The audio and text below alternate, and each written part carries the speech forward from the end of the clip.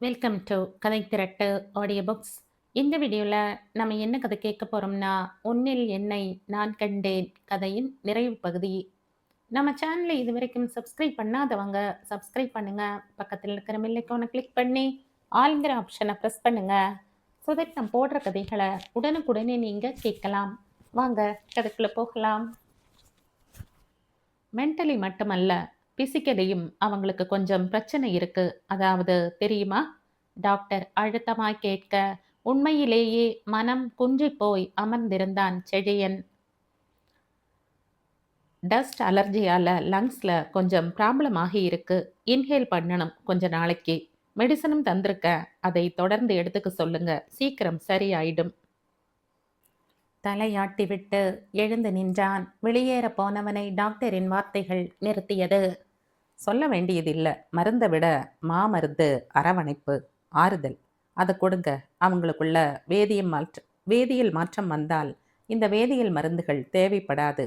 இது நானும் ஒரு தகப்பன்கிற ஸ்தானத்திலிருந்து தர அறிவுரை. மென்மையாக தலையாட்டி விட்டு அறையை விட்டு வெளியில் வந்தான். கொட்டி கிடந்த இருளில் வீடு வந்து சேர்ந்தபோது மணி 10 கடந்திருந்தது. அம்மாவின் தோளில் சாய்ந்து பாதி தூக்கத்தில் இருந்தாள் மனோன்மணி. அறைக்கதவை திறந்து உள்ளே வந்ததும் அறைக்குள் சென்று மனோன்மணியை படுக்க வைத்துவிட்டு அலைபேசியுடன் பால்கனிக்கு கடந்து அம்மாவிடம் விஷயத்தை சொல்ல மறுமுனையில் தேவகிக்கு பரபரப்பு தொற்றிக் கொண்டது. செழியா, என்னையா இது? எனக்கு ரொம்ப பயமா இருக்குதேயா. நம்ம வீட்டுக்கு விளக்கேத்த வந்த பொண்ணை அக்கறை இல்லாம விட்டுட்டோமா ஐயா? மா, பயப்பட எதுவும் இருக்காது. கொஞ்சம் டிப்ரெஷன் ஆகி இருக்கா. நான் கொஞ்ச நாள் கூட இருந்து கவனிச்சுக்கணும். வீட்டுக்கு வர முடியாது. நரேன் இருக்கான்ல, நேரமே வீட்டுக்கு வர சொல்லிடுக்க. நான் நாளைக்கு வரட்டுமா நரேன்னு கூட்டிக்கிட்டு? எனக்கு இப்பவே இருப்பு கொள்ளல. அம்மாவின் குரலில் வாட்டம் மிகுந்திருந்தது. பயப்பட எதுவும் இல்லம்மா, நீங்க உடம்பு பார்த்துக்கங்க. பதட்டப்பட்டு ஏதாவது ஆச்சுன்னா கண்டிப்பா என்னால இங்கேயும் அங்கேயும் அலைய முடியாதும்மா, ப்ளீஸ். அதிகம் பேசாத தன் மகனின் உணர்வுகள் அதிர்ந்து பேசியதில் மொத்தமாய் மனம் நொந்து போனார் தேவகி. எவ்வளவு பொறுப்பானவன்! அவனின் உள்ளன்பை யார் உணர்ந்து கொள்ளப் போகிறார்கள்? அம்மாவிடம் பேசிவிட்டு ஹாலுக்கு வர சுசீலா இவனுக்காக டின்னர் தயாரிக்க அடுக்களைக்குள் உருட்டி கொண்டு இருந்தார். புரிந்தது. வேகமாக முன்னே வந்து நின்றான். மணி 10 ஆகுது அத்தை, என்ன செய்ய போறீங்க? உங்களுக்கு சப்பாத்தி பண்ணி குருமா வச்சிடுற மாப்ள. இந்த பொண்ணு பண்ண கலாட்டால எதுவும் ஓட மாட்டேங்குது. இதை சொல்லி முடிப்பதற்குள் கனத்த சரீரம் மூச்சிறைத்தது. உங்களுக்கெல்லாம்? மதியம் சாதம் வெடிச்சது அப்படியே இருக்கு. நாங்க 2 பேரும் தானே மாப்ள. மனோ தூங்கட்டும், எழுப்பக்கூடாதுன்னு டாக்டர் சொல்லி இருக்காரு. அதே சாதத்தை எனக்கும் எடுத்து வைங்க. அச்சோ, உங்களுக்கா? எனக்காகன்னு எந்த பிரத்யேகமும் வேண்டாம் அத்தை. நான் அதுக்காக எல்லாம் ஆசைப்படுற மனுஷன் இல்லைன்னு இன்னும் கூடவா உங்களுக்கு தெரியல? என்றவன் 5 நிமிடத்தில் புத்துணர்வாகி வந்து இருந்த சாப்பாட்டை பகிர்ந்து சாப்பிட்டது பார்க்க சுசீலாவிற்கு தொண்டையை அடைத்தது. திருமணமாகி வந்த நாள் முதல் இன்று வரைக்கும் எந்த விஷயத்தையும் எதிர்பார்க்கவே இல்லை. அந்த எளிமை என்பது எத்தனை தலையாய குணம்! தனக்கு மாற்று உடைகளை கொண்டு வந்து தரும்படி நரேனுக்கு தகவல் அனுப்பிவிட்டு அறைக்கு திரும்பினான். மனோன்மணி ஆழ்ந்த நித்திரையில் இருந்தாள். அவள் முகத்தையே பார்த்து கொண்டிருந்தான். நீ எனக்கு வேணாம், எனக்கு டைவர்ஸ் கொடு, சிடுமூஞ்சி. அவள் உதிர்த்த வார்த்தைகள் அந்த மௌனமான நேரத்தில் போர்வையாக வந்து மூடிக்கொள்ள அப்படியே நாற்காலியில் சரிந்து அமர்ந்தான். கழிவிறக்கம் நெஞ்சை தைத்தது. ஏன் தன் நிழலின் கருப்பை மட்டுமே விஸ்தீரணப்படுத்தி இந்த உலகம் பார்க்கிறதே?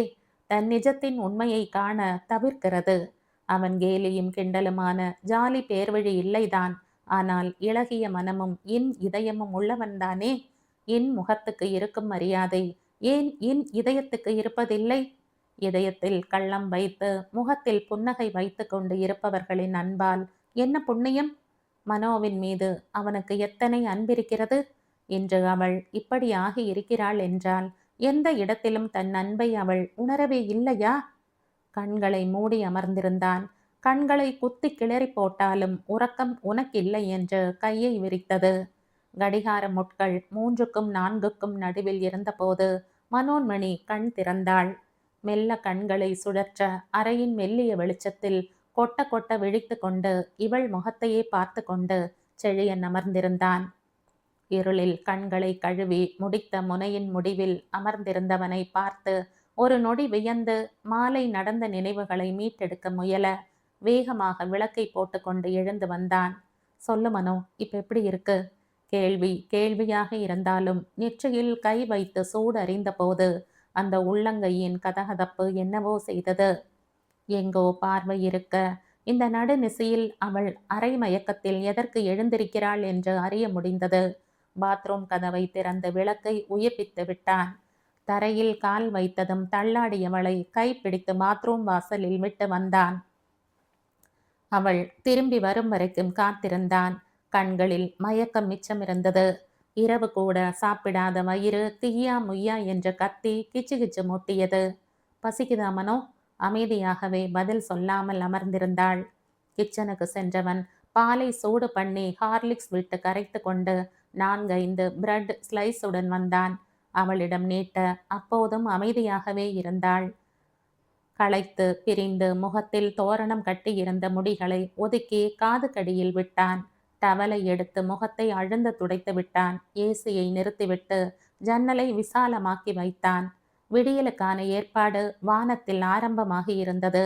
40 விழும் நரை போல அங்கொன்றும் இங்கொன்றுமாக வெளிச்சம் கீறிக்கொண்டிருந்தது. இன்னும் எடுத்து குடிக்காமல் அமைதியாக கட்டிலில் கையூன்றி அமர்ந்திருந்தாள்.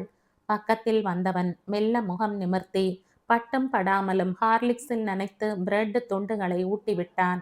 ஹார்லிக்ஸை குடிக்க வைத்தான். எதுவோ தொண்டையில் இடறியது. தலையணையை தட்டி போட்டு படுக்க சொன்னான். அவன் வார்த்தைக்கு எந்திர கதியில் தன்னை கட்டுப்படுத்தி கொண்டாள். கால்களை நீட்டி போர்வையை எடுத்து போர்த்தி விட்டான். இத்தனை செயலுக்கும் இருவருக்கும் நடுவில் ஒரு வார்த்தை கூட செலவாகி இருக்கவில்லை. சோஃபாவில் வந்து சரிந்து கொண்டான். 5 நிமிடங்கள் இப்படி அப்படி புரண்டு தவித்தவள் கனப்பொழுதில் உறங்கி போனாள்.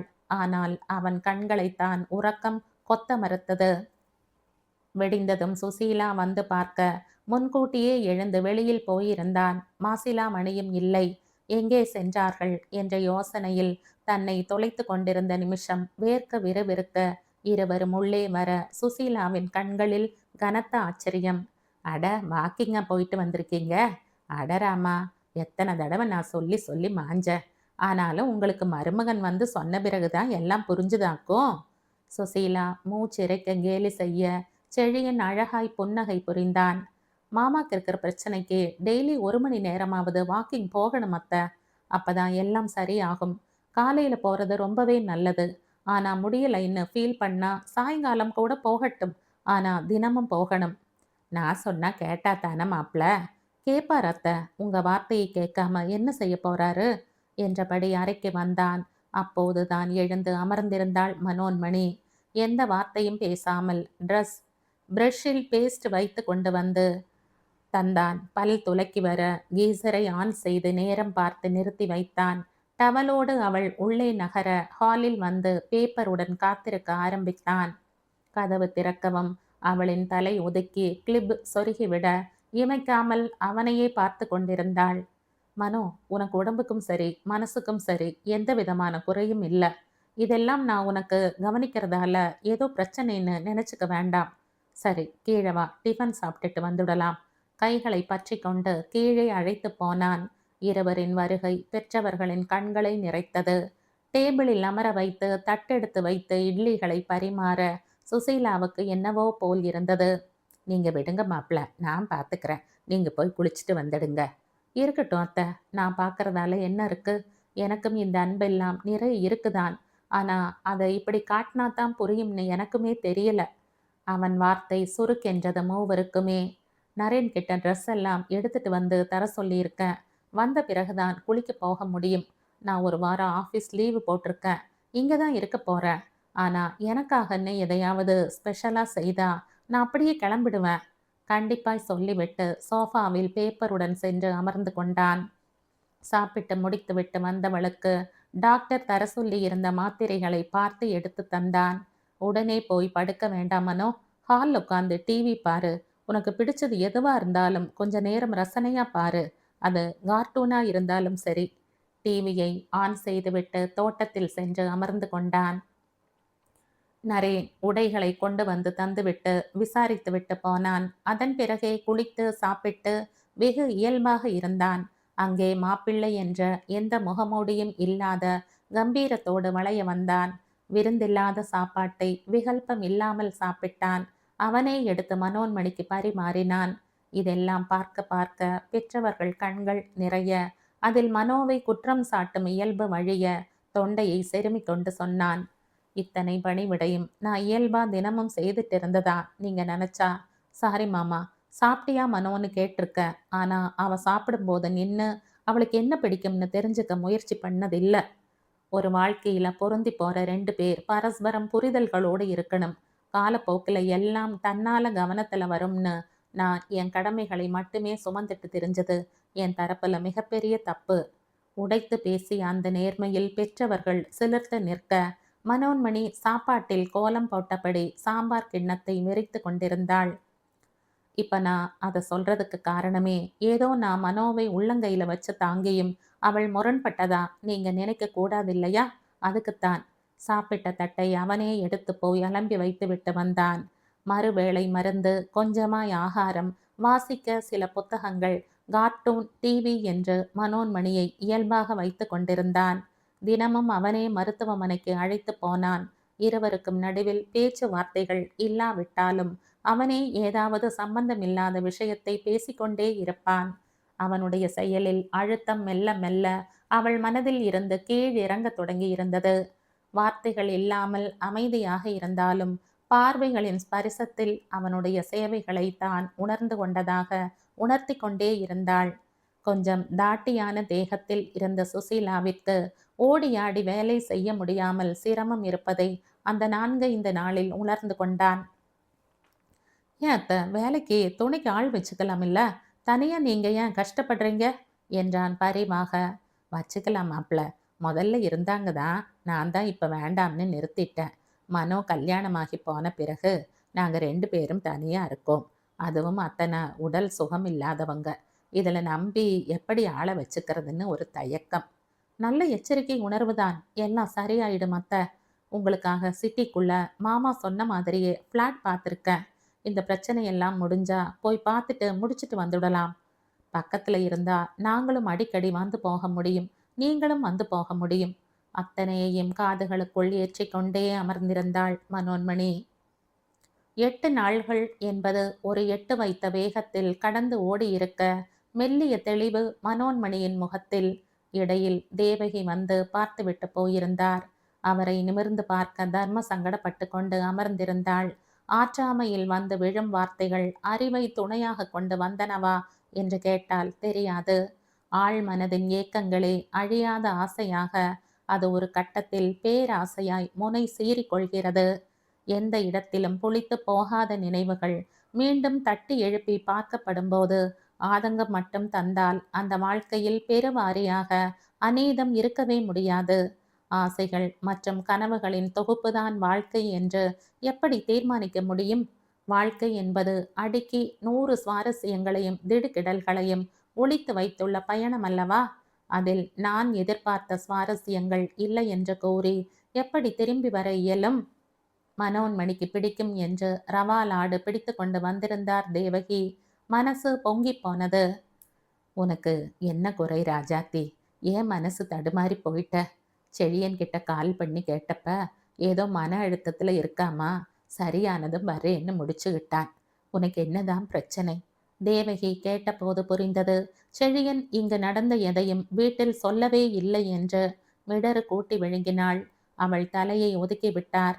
எனக்கு எந்த விஷயத்துக்கும் நதி மூலம் ரிஷி மூலம் தெரியாது. ஆனா ஒரு அம்மாவா எனக்கு செழியனை பத்தி கொஞ்சம் சொல்லணும். அவன் இவ்வளவுதான். ஆனா அது ஒன்றும் குறையில்லை. இந்த உலகத்துல பிறந்த ஒவ்வொருத்தருக்கும் ஒரு இயல்பு. இது அவனோட இயல்பு. அந்த இயல்பு உன்னோட எதிர்பார்ப்பை பூர்த்தி செய்யாமல் இருந்திருக்கலாம். எனக்கு தெரியும். என் புள்ள நீ வந்த பிறகு எத்தனை விஷயங்களை மாத்திட்டு இருக்கான்னு. அவனோட கோபம், அவனுடைய அழுத்தமான மனப்போக்கு எல்லாத்தையும் எங்கேயோ விட்டுட்டு தான் வந்திருக்கான். நிஜத்துல இதுவே எங்களுக்கு ஆச்சரியம்தான். ஏன்னா அவன் பிறந்ததுல இருந்து கொண்டு வந்திருந்த இறுக்கத்தையும் கோபத்தையும் உன் வரவுக்கு பிறகே இல்லாமல் செய்திருக்கான். தனக்காக கூட மாறாதவன் உனக்காக மாறி இருக்கான். உன் மனத்தாங்களுக்கு என்ன காரணம்னு எனக்கு தெரியாது. ஆனா உன் கற்பனைக்கு கட்டுப்பட்டவனா அவன் இல்லாமல் இருக்கலாம். அதே நேரம் நீ இப்போ கற்பனை பண்ணிக்கிட்ட மாதிரி அவன் இல்ல. அத மட்டும் புரிஞ்சுக்கம்மா. சீக்கிரம் வீட்டுக்கு வந்து செழியன் கூட சந்தோஷமா குடும்பம் நடத்தணும். தேவகி சொல்லிவிட்டு கிளம்பி போனார். மெல்ல உடல் தேறி வரத் தொடங்கி இருந்தாள். மனம் மட்டும் கல்லெறிந்து கல்லெறிந்து கலங்கி போன குளம் போல இருந்தது. தெளிவதும் சிறு நீர் திவலைக்கு கலங்குவதுமான ஒரு நிலையற்ற நிலையிலேயே இருந்தது. கபோர்டில் இருந்த மனோன்மணியின் ஆடைகளை எடுத்து அடுக்கி வைத்து அறையை முடிந்த அளவு துப்புரவாக்கி வைத்தான். மறுப்பும் ஏற்பும் எதுவுமே சொல்லாமல் அப்படியே அமர்ந்திருந்தாள். என்ன சாப்பிடுற மனோ? ஏதாவது எடுத்துட்டு வரட்டுமா? நீ பேச விரும்பலைன்னு தெரியுது. நானும் உன்னை வற்புறுத்த விரும்பல. அது என்னோட இயல்பும் இல்ல. எனக்கு நாளையோட லீவ் முடியுது. எக்ஸ்டெண்ட் பண்ண முடியாது. நான் இங்கிருந்து ஆஃபீஸ் போயிட்டு வர்றதுங்கிறது முடியாத காரியம். நான் காலையில கிளம்பிடுவேன். இன்னும் 2 நாள் கழிச்சு லீவு போட முடியுமான்னு பார்க்குறேன். கால்களை கட்டிக்கொண்டு கட்டிலில் சாய்ந்திருந்தாள். கபோர்டில் இருந்து 2 வெள்ளை நிற டப்பாக்களை எடுத்து கொண்டு வந்து நீட்டினான். வாங்காமல் தரை பார்த்து கொண்டே அமர்ந்திருந்தாள். இது நீ காலையில சாப்பிட்டு போட்டுக்க வேண்டிய மாத்திரைகள். இன்னொன்னு நீ ராத்திரி தூங்க போகும்போது சாப்பிட்டுட்டு போட்டுக்கணும். 2 டப்பாக்களையும் கட்டில் மேல் வைத்தான். காலையில நான் சீக்கிரம் கிளம்பினாத்தான் வீட்டுக்கு போய் தயாராகி ஆஃபீஸ் போக முடியும். நான் கிளம்பும்போது நீ தூங்கிக்கிட்டு இருப்ப. அதான் இப்பவே சொல்லிக்கிறேன். நான் கிளம்பி போன பிறகு யோசிச்சு பாரு. அப்பவும் நீ அன்னைக்கு தெரிஞ்ச கோணத்துல உனக்கு தெரிஞ்சா தாராளமா நீ விரும்பினா டைவர்ஸை தர்றேன். இத்தனை நேரம் தரை பார்த்த கண்கள் சட்டென்று உயர்ந்து அவன் முகம் பார்த்தது. சொல்லொன்னா கவலையில் ஆழ்ந்திருந்தான். நான் இவ்வளவுதான் மனோ. எனக்கு பார்த்தது எல்லாத்தையும் ரசிக்க தெரியாது. நினைச்ச நேரத்திலெல்லாம் சிரிக்க தெரியாது. நான் வார்க்கப்பட்டவன் இல்லை. இப்படித்தான் இருக்கணுங்கிற ஐடியால ஒரு மோல்டுல ஊற்றி வார்க்கப்பட்டவன் இல்லை. நான் வடிக்கப்பட்டவன். இதுதான் என் வடிவம்னு கடவுள் வச்சிருக்காரு. நீ மாட்டிய கணவன்கிற சட்டத்துக்குள்ள நான் பொருந்தாம இருக்கலாம். ஆனா அந்த சட்டம்தான் சரியானதுன்னு நீ நம்புறது கூட குழந்தைத்தனமனோ. உன்னை ஏமாத்தல. உன்னை ஒரு கணவனா எங்கேயுமே. உனக்காக நான் மாறின மாதிரி நடந்துகிட்டாத்தான் நான் நடிக்கிறேன்னு அர்த்தம். நமக்குள்ள நிகழ்கிற மாற்றங்களே சுலபமா இயலாத போது இன்னொருத்தர் மாற்றங்களை எதிர்பார்த்து தன்னைத்தானே அழிச்சுக்கிறது கூட தப்பு மனோ. எனக்கான கடமைகள் எதையுமே நான் செய்ய தவறலைன்னு நம்புறேன். ஆனா அதை நீ விரும்பின பாணியில செய்யல. அது உன்னை இத்தனை மன உளைச்சலுக்கு உள்ளாக்கி இருக்குன்னு உனக்கு நான் எப்படி இருக்கணும்னாந்து புரிய வை. முடிஞ்சா என்னை மாத்திக்கிறேன். இல்ல நடிக்கிறேன். என்னால முடிஞ்சது இவ்வளவுதான் மனோ. எல்லாத்தையும் விட நான் உன் வாழ்க்கையில வந்து 1 வருஷம்தான் ஆகுது. எனக்காக நீ இத்தனை மன உளைச்சல் ஆகிறதை விட உன்னை பெத்தவங்களுக்கு நீ ஒரே பொண்ணு. உனக்கு ஏதாவதுன்னா அவங்களால அதை சந்திக்கவே முடியாது. அவங்களுக்காக உன்னை நீ மீட்டு எடுத்துக்கணும் மனோ. மெல்ல அவள் அருகில் வந்து தலையை வருட வெண் பாகில் மிதந்த குலோப் ஜாமுன் விழிகளை அவன் மீது பதித்து கொண்டே அமர்ந்திருந்தாள். கடைசியா எனக்கு ஒரே ஒரு கேள்வி மட்டும்தான் மனோ இருக்கு. இந்த உலகத்துல வல்லவனுக்கு இருக்கிற மரியாதை நல்லவனுக்கு இல்லை. அப்படித்தானே? என்னை நானே நல்லவன்னு சொல்லிக்கிறேன்னு நீ நினைக்கலாம். பாதிக்காத நிஜங்களோட இருக்கிற இயல்பான மனிதர்களை பெரும்பாலும் பெண்களுக்கு பிடிக்கிறதில்ல. இது எதுவுமே நான் உன் மேல அடுக்கிற குற்றச்சாட்டுகள் இல்லை. என் ஆதங்கம். என் உரிமையை நிலைநாட்டி உன் முன்னால நல்லவனா என்னை காட்டிக்க நான் இங்க இருக்கல. நான் வேண்டாம்னு நீ சொன்னாலும் இந்த நிமிஷம் வரைக்கும் உன் வாழ்க்கைக்கு பொறுப்புங்கிற நிஜத்தால மட்டுமே நான் செய்தது எல்லாம். முடிவெடுக்கிற சுதந்திரம் உனக்கு எப்பவுமே இருக்கு. உடம்ப பார்த்துக்க. மென்மையின் மொத்த உருவமாய் சொல்லிவிட்டு குளியல் அறைக்குள் நகர்ந்தான். இரவு முழுக்க உறக்கம் பிடிபடவில்லை. காலையில் கண் விழித்த போது செழியன் அங்கிருந்து சென்றிருந்தான். சட்டென்று பல்லக்கில் இருந்து கீழே இறங்கி வெறுமை சூழ்ந்தது மனதில். அவனுடைய குண நலன்களுடன் ஒட்டி போக முடியவில்லை என்பது நிஜமாக இருந்தாலும் இந்த 1 வாரமாய் உள்ளங்கையில் வைத்து தாங்கிய அவன் அன்பையும் மறக்கத்தான் முடியாது. அன்பில் எப்போதும் குறைபாடு இல்லைதான். ஆனால் அதை அன்பென்று புரிந்து கொள்வதில்தான் குறைபாடு. மெல்ல கீழே இறங்கி வந்த மகளை நிமிர்ந்து பார்த்த சுசீலாவின் கண்களில் அயர்ச்சி தொக்கி நின்றது. அவர் கிளம்பிட்டாரம்மா என்றாள் வெறுமையான குரலில். என்ன ஏண்டி கேட்குற? உன்கிட்ட சொல்லிட்டு தானே போயிருப்பார். இல்ல, எனக்கு நல்லாயிடுச்சு, இங்க இருந்து போங்கன்னு நீயே துரத்தி விட்டுட்டியா? கேட்ட அம்மாவை அதிர்வாய் நிமிர்ந்து பார்த்தவள் கண்களில் அழுகை பூத்துக்கொண்டு நின்றது. நான் செய்ததுதான் உங்களுக்கு புரியுது. அவர் செய்தது உங்களுக்கு புரியல. அப்படித்தானே? கல்யாணமாகி 1 வருஷத்துல என்கிட்ட அன்பா ஒரு நாள் பேசி இருப்பாரா? அனுசரணையா ஒரு நாள் நடந்திருப்பாரா? அன்பா பேசல. ஆனா அன்பா உன்கிட்ட நடந்துக்கலையா? அனுசரணையா நடக்கல. சரி, அவர் உன்னை அனுசரிச்சு நடக்கவே இல்லை. அப்படித்தானே சொல்ல வர்ற? சுசீலாவின் தீர்க்கமான கேள்வியில் திணறிப் போனாள். நிஜம்தான், கோபக்காரன் என்று தன்னைத்தானே அவன் வடிவமைத்து கொண்ட போதும், மற்றவர்கள் அவனை அப்படியே அறிமுகப்படுத்திய போதும், ஒரு நாளும் எந்த சந்தர்ப்பத்திலும் அவன் இவளிடம் கோபப்பட்டதே இல்லை. ஆனால் அது போதுமா நல்ல வாழ்க்கைக்கு?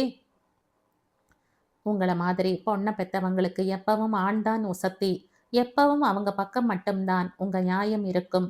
எப்பவும் உர்ருன்னு இருக்கிற மனுஷன் கூட என்னதான் நான் சந்தோஷமா வாழ முடியும்? இது மட்டும் அவர் முகம் இல்லம்மா. எல்லாமே எந்திரத்தனம்தான். ஏனோ தானோன்னு ஒரு சினிமா, பார்க் கேட்டா வாங்கி தருவாரு எதையும். அதுலயும் எந்த சுவாரஸ்யமும் இருக்காது. இதுக்குத்தானா இத்தனை மெனக்கெட்டோம்னு மனசு தவிக்கும். மத்தவங்க அவங்க புருஷன்கள் எப்படி நடந்துக்கிறாங்கன்னு சொல்றத கேட்கும்போது மனசு ரொம்பவே வெறுத்து போகுதுமா. இதையெல்லாம் நான் யார்கிட்ட போய் சொல்ல? அந்த உச்சபட்ச மன அழுத்தத்தில்தான் அன்னைக்கு அப்படி உடம்பும் மனசும் கெட்டு நான் படுக்கையில விழுந்ததே என்ற மகளை கூர்மையாக பார்த்தார். ஓ, இதுதான் கதையா? அடுத்தவங்க வாழ்க்கையை பார்த்து பார்த்து நீ உன்னை செதுக்கிக்கிற மாதிரி முட்டாள்தனம் ஏதாவது இருக்குமா? மத்தவங்க வாழ்க்கையில எதை உன்கிட்ட சொல்ல போறாங்கன்னு நீ நினைச்ச? நான் தான் உன்கிட்ட சொல்லி இருக்கனா? உன் அப்பா, உலக மகா ஜன ரஞ்சகமான உன் அப்பா எப்படி இருந்தார்னு உனக்கு தெரியுமா? என் வீட்ல இருந்து யார் வந்தாலும் வான்னு கூட கூப்பிட மாட்டாரு. அந்த அளவு அகங்காரம் மனசு முழுக்க இருக்கும். கேட்டா அதுதான் என் இயல்புன்னு சொல்வாரு. ஆனா அது இயல்பில்ல, திமிரு. பார்த்த அவர் அலட்சியம் தொடரவே, அவர் வீட்ல இருந்து யார் வந்தாலும் பதிலுக்கு நானும் அலட்சியம் செய்ய ஆரம்பிச்சேன். அதுக்காக அவரை பெரியவா நினைச்சேன். எங்க வீட்டுக்கு வந்தா அவருக்கு தொண்டூழியம் செய்யவே பின்னால 2 பேர் போகணும். ஆனா நம்ம மாப்பிள்ளை இங்க ஆறுன சோத்தை தின்னுட்டு அவரே எல்லா தட்டையும் அலம்பி வைக்கிறார்டி. இதெல்லாம் நல்ல குணம் இல்லையா? மா, எல்லாம் நம்ம அப்பா செய்த பண உதவிக்குத்தான் என்ற மகளை மலைவாய் பார்த்து அவள் முதுகில் ஓங்கி ஒரு அடி அடித்தார். என்னது இது? பண உதவியா? அப்ப அந்த மனுஷன் உன்கிட்ட எதுவுமே சொல்லல, அப்படித்தானே? என்ற அம்மாவை புரியாமல் நோக்கி கொண்டே இருக்க, அவர் 10 பைசா கூட உங்க அப்பா கிட்ட இருந்து வாங்கல. நிவேதா கல்யாணம், அந்த பையன் நரேன் வேலை விவகாரம் எல்லாம் இருக்குன்னு சொல்லி பார்ட் டைமுக்கு சின்னதா மெட்டீரியல் கான்ட்ராக்ட் கிடைக்குமான்னு வந்து கேட்டாரு உன் அப்பா கிட்ட. உன் அப்பா தான் பிடபிள்யூல வேலை பார்த்தவராச்சே. அவரும் தெரிஞ்ச இடங்கள்ல சொல்லி ஏற்பாடு செஞ்சு கொடுத்தாரு. அவ்வளவுதான். அதுக்கு பிறகு அத்தனையும் அந்த மனுஷனோட உழைப்பு தான். ஒரு நயா பைசா உதவி நம்ம கிட்ட கேட்கல. நீ பிறந்தும் கூட என் வீட்டில இருந்து ஏதாவது வாங்கிட்டு வர சொல்லி இந்த மனுஷன் விரட்டி விட்ட கதையெல்லாம் உனக்கு தெரியும். மா, நீ சும்மா அப்பாவை மட்டம் தட்டாத என்றாள் ரோஷமாக. மட்டமெல்லாம் தட்டல மனோ.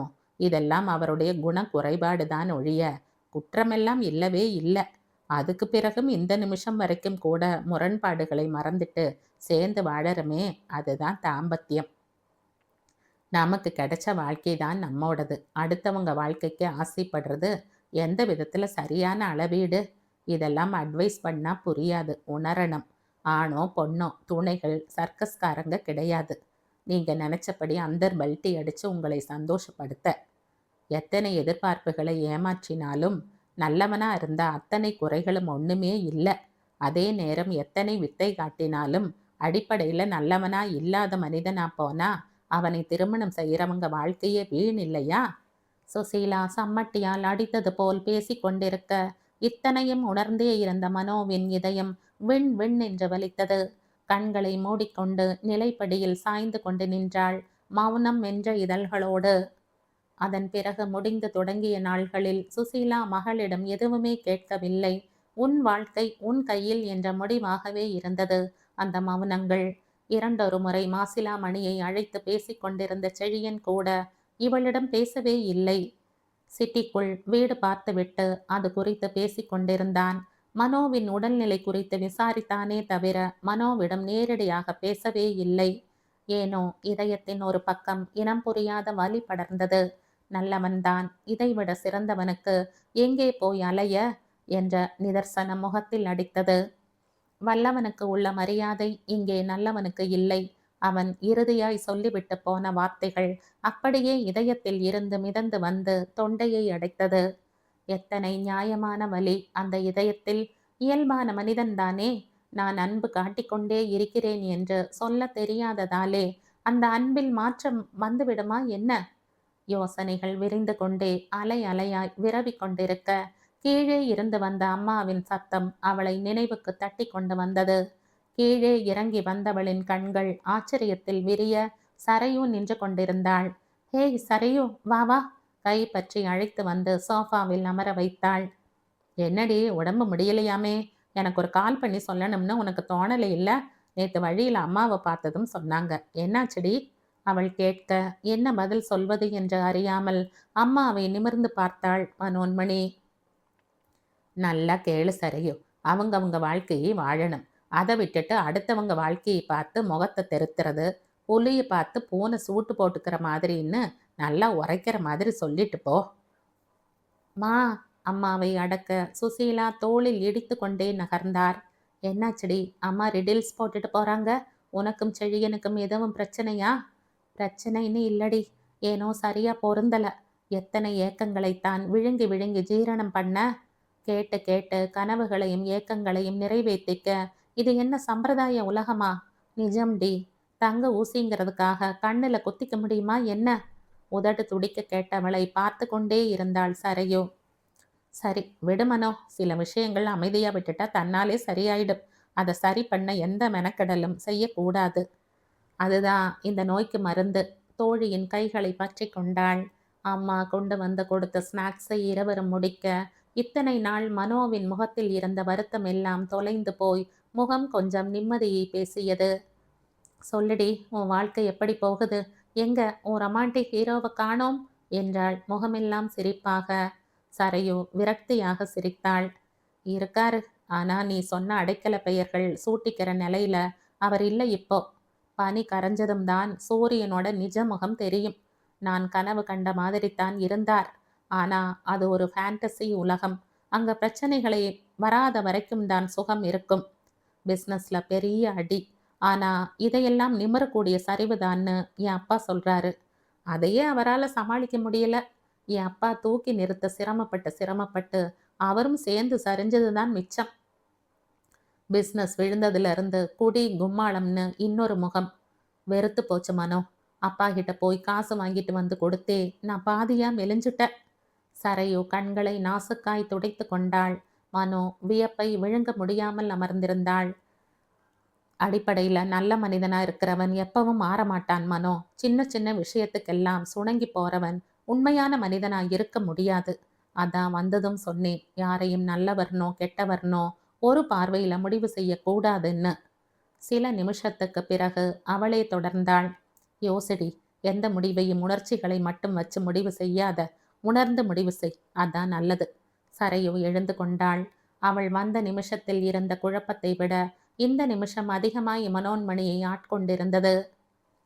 நான் வரட்டுமா மனோ என்றபடி வெளியில் வந்தவள் கால் டாக்ஸியை அழைக்க மனோன்மணி விழி விரித்து அவளையே பார்த்தாள்.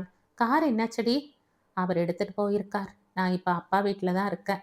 அந்த கேரிங் எல்லாம் தீர்ந்து போய் எத்தனையோ நாளாச்சு. கை அசைத்து விட்டு நகர மனோன்மணி மனதை ஏதோ பிசைய தொடங்கி இருந்தது.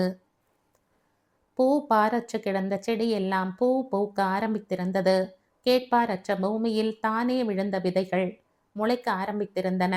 குழம்பி கிடந்த மனதில் சிந்திக்காமல் சந்திக்காமல் அமர்ந்திருந்த பொழுதுகளில் சின்ன தெளிவு எட்டி பார்க்க தொடங்கி இருந்தது. சின்ன சின்ன குறைகளை சீவி தள்ளிய பிறகு கடின ஓட்டிற்கு பின் கரும்பை போல் சுவைத்த சுனையாய் இளநீர் வருவது போல இறுகிய முகத்திற்கு பின் இருந்து அவன் காட்டிய இளகிய அன்பை உணர முடிந்தது. எத்தனை பிரச்சனைகளை ஒற்றை ஆளாய் நின்று சமாளித்திருக்கிறான். யாருக்கும் செய்ய வேண்டிய நியாயத்தில் துளி கூட குறையாமல் செய்து முடித்து மனதில் காதல் ததும்பி ததும்பி வழிய இந்த நிமிஷமே அவனின் இறுக்கம் கொஞ்சம் முகத்தை காண இமைகள் ஏங்க வாசலில் பைக் படபடத்து நின்றது. நம்ப முடியாமல் நின்றாள். கண்களை தேய்த்து தன்னைத்தானே சோதித்து கொண்டாள். அவனேதான். நினைத்த நிமிஷம் வந்து நிற்கிறான் என்றால் எத்தனை டெலிபதி இருவருக்குள்ளும். மனோ, எப்படி இருக்க? வேகமாக தலை ஆடியது. அப்பா அம்மா இல்லையா? நான் வரதா சொல்லி இருந்தனே. அப்போ என்ன பார்க்க வரலையாக்கும்?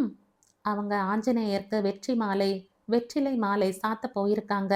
இருங்க என்றவள் உள்ளே ஓடிய வேகத்தில் காஃபி பலகாரத்துடன் வந்து நின்றாள்.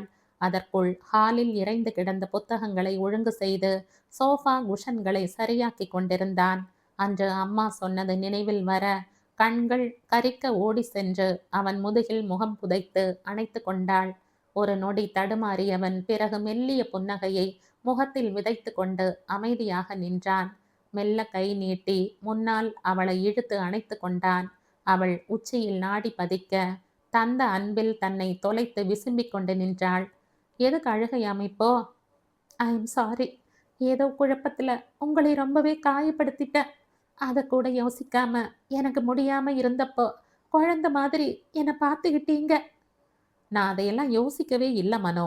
என்ன உனக்கு நான் எப்படி இருந்தா பிடிக்கும்னு நீ கோடிட்டு காட்டி இருக்கலாம்.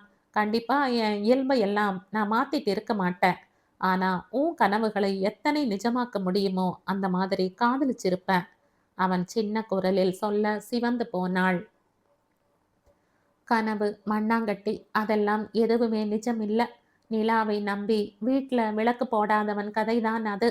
நிலா ரசிக்க மட்டும்தான். வெளிச்சத்துக்கு வீட்ல விளக்கேத்தி வச்சே ஆகணும். நல்ல மனிதர் எனக்கு கிடைச்ச போதும் அதை உணர தவறிட்டேன் என்றாள் உண்மையான வருத்தத்தோடு. இல்ல மனோ, இதுல தப்பு முழுக்க உன்மீதே சொல்லிக்கிறது நியாயம் இல்ல. நானும் பல நேரம் உன்னை கவனிக்க தவறி போயிட்டேன். அதுவும் குற்றம்தான். சேர்ந்து வாழும்போது இந்த மாதிரி கவன பிசகுகள் வர்றது சகஜம்தான். அதுக்கு விவாகரத்து எல்லாம் பெரிய தண்டனை. ஆயுதங்கள் தற்காப்புக்கு தான் மனோ.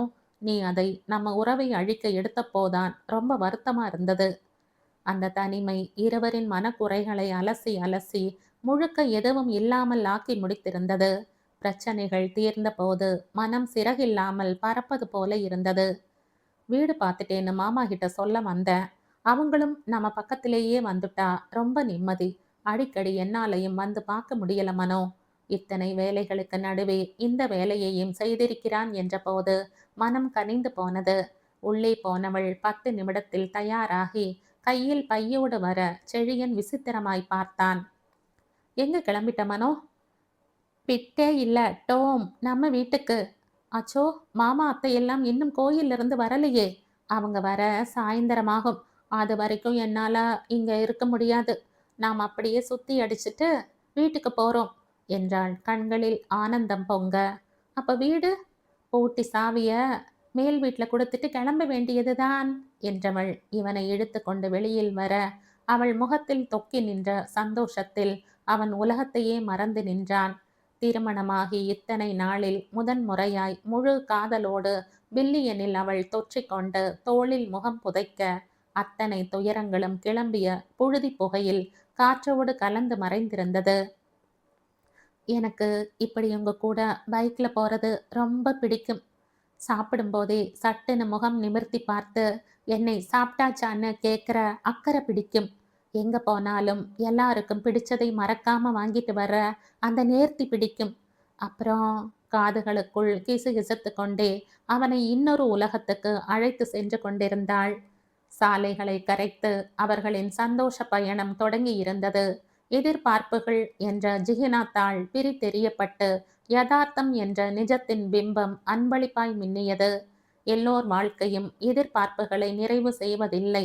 30% ஏமாற்றத்துக்காக 70% நல்வாய்ப்பை தவற விடுவது என்பது நல்லறிவான செயல் இல்லை. உணர்ந்தவர்கள் புனரமைத்துக் கொள்கிறார்கள். மனோன்மணியும் தன்னுடைய வாழ்க்கையை புனரமைத்து கொண்டாள் புதுப்பாதையில்.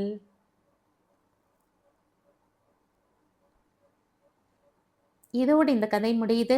இந்த கதை உங்களுக்கு பிடிச்சிருந்தா லைக் பண்ணுங்க, ஷேர் பண்ணுங்க, சப்ஸ்கிரைப் பண்ணுங்க. மற்றும் ஒரு இன்ட்ரெஸ்டிங்கான கதையோட அடுத்த வீடியோவில் சந்திப்போம். பாய். தேங்க்யூ.